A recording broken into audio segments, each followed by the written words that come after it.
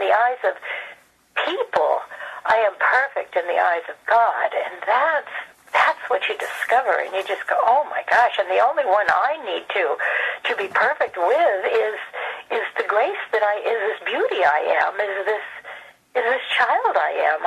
I'm perfect with that. And that one is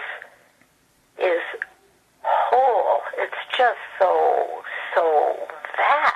It's just so many faceted, and I mean, I keep discovering more about myself, not less. I mean, there's more and more. I keep going deeper and seeing more things I'm capable of, more that I can do, more creative, more insights into life, more.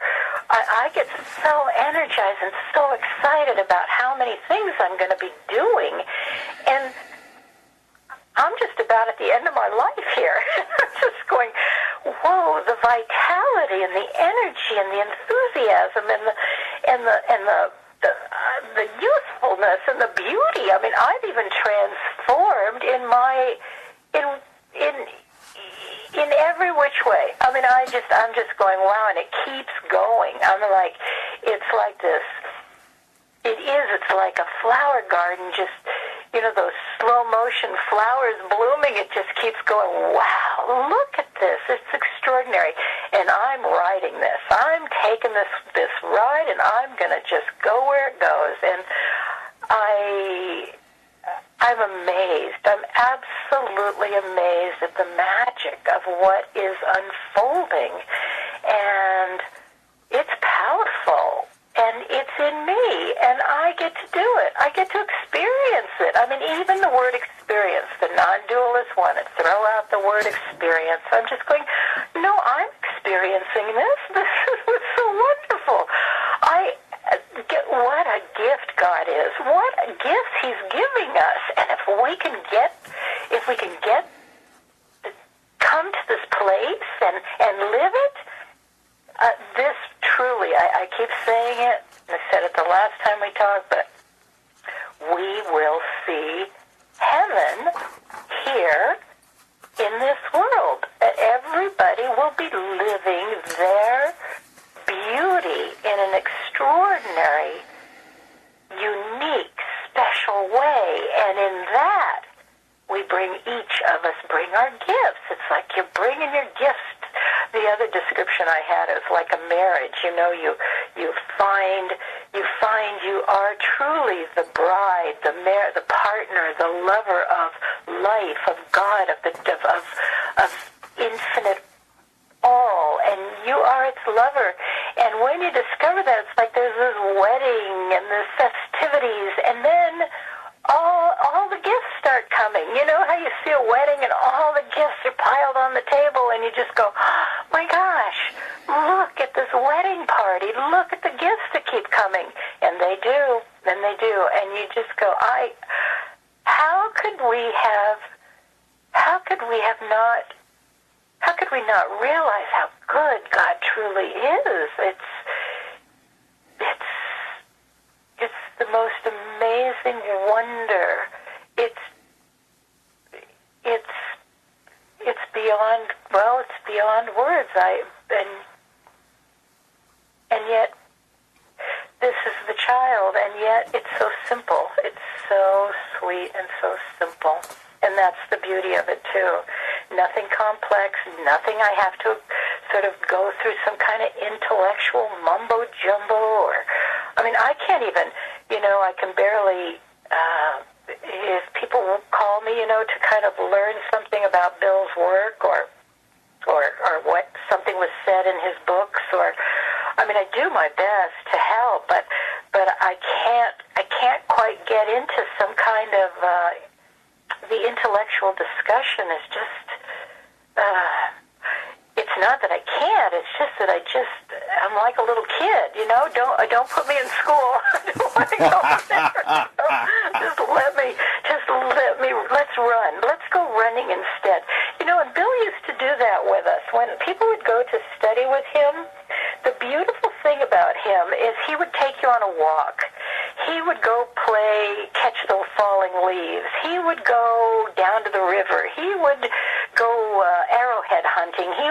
he's got a funny story about taking some woman across the railroad trestle, and the train started coming, and they were stuck on the bridge, and they could the train goes rushing by, and they're like hanging off the edge of the bridge. But I mean, he took them on his boat on Lollygog down the Coosa River. I mean, his way of teaching was so natural, so about being with nature, so about the child.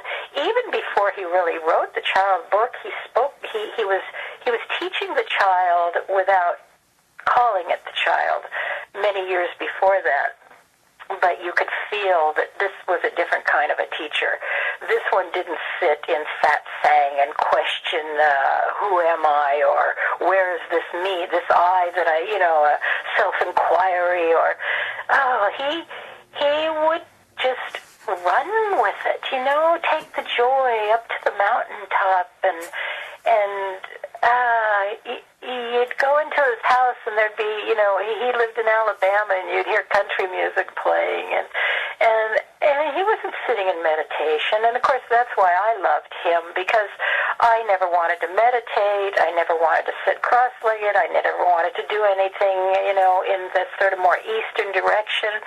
Not that he hadn't studied all that stuff, and he had, but he did it all the work for me, because I didn't have to go through all that. I just walked in and said, this is it, And there was no ritual. There was no kind of a practice in that sense of sitting in stillness, or getting my mind silent, or all these agonizing things that the child doesn't want to do. And I had a natural inclination towards being the child. I do believe, now that I kind of look back at this, and that's, I think, why he took to me so quickly and so easily. He saw the child in me, and knew that it would not be very difficult to bring that up and out, And even though I didn't know it, I thought I was some, sophisticated intellectual.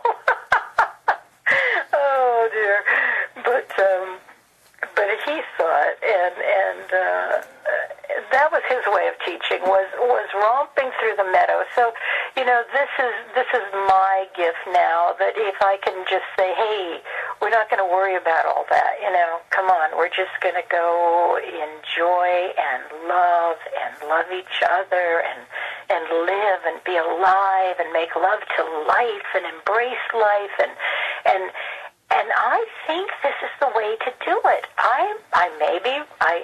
It works for me. The more I embraced life, just the way it is, just embraced it with all of its insanity and craziness, and the more I began to just love, and open myself up to just embracing this whole world, and not saying, it's material, or what's it made of, or who am I, or who are they. I just said, okay, come on in, come take me, come, and it was magic. It was how, in some ways, yes, this making love to life created the child, which, it only makes sense. What would you do when you make love? You create the child. And I just went, this is so incredible. And hopefully, if I can communicate any of this in my book, that's what I'm going for. It's just this passion. I'm going to be writing my passion, and this is not going to be a book about non-duality or a book of instruction, but that's where my heart is going. Wow, it's really coming out. It's beautiful. Both sections, I can see it, know it, and I tend to be one who has been a master of seeing through the glass. The glass is very clear. I see it, and it's the old case that you hear many times. Seeing it through the glass and actually ingesting it and being it are two different things. And at some point, that whole thing about belief that you said is really classic, because you have to start where you're at. if you really know how should we say, the trick in this game, consciousness or the medium or whatever consciousness is all there is. That's another way of name for the child, if you would. And it's innately creative. What it thinks or whatever vibration is focused on, and that becomes it becomes real, quite literally at every level. And what you focus on, you create. Well, we're focused on being and programmed to be this separate sense of self, so forth, as part of phase 2, if you would. And when you're stuck in it, the only way out of that is to believe the truth. If you keep believing that you're separate, you're going to feel separate, and it's self-validating. So you have to have enough faith to believe in something you can't see. That's where the belief and the faith come in. And as this is a non-dual thing, but it's a very simple non-dual thing. It's called a direct path, and it's stand as awareness. Assume you're the child. I had my friend Jody said, and this was a little far out by some standards, but it was the law of attraction, essentially. What you need to do is act as if you're in heaven.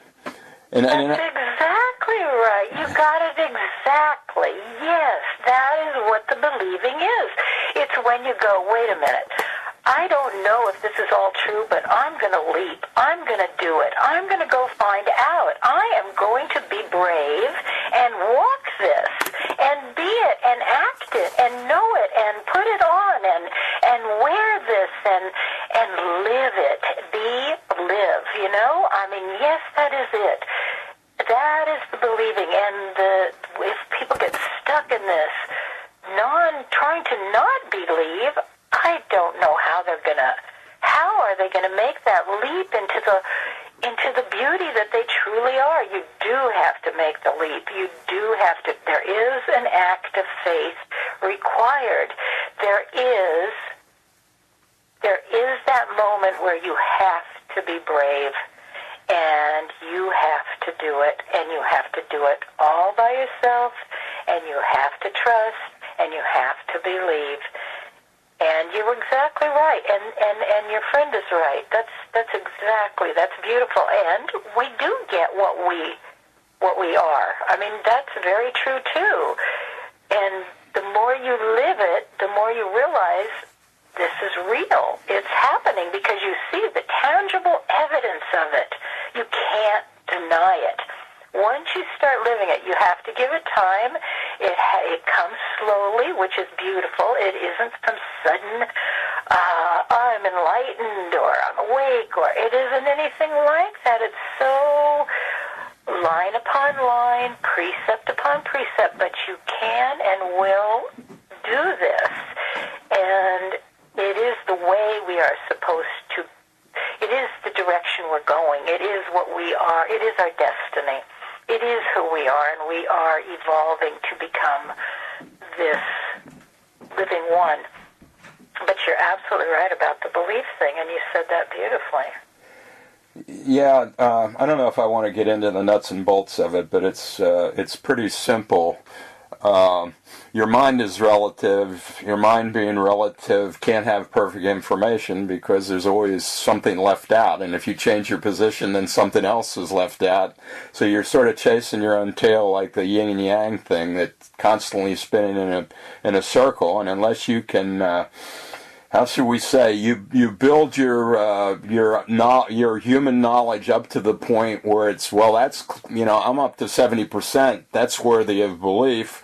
Well, if I work on that more and more, I can get that belief up to 99 and even 99 and 44 100% pure. Ain't going to do it because this takes that final leap, and you have to let yourself go. And it's sort of like a leap into the everlasting arms. You got to believe the arms are going to catch you, or you ain't ever going to leap. So there's where your faith and daring comes in. Yeah, that's exactly right. You do have to believe it's there, or you're not going to leap.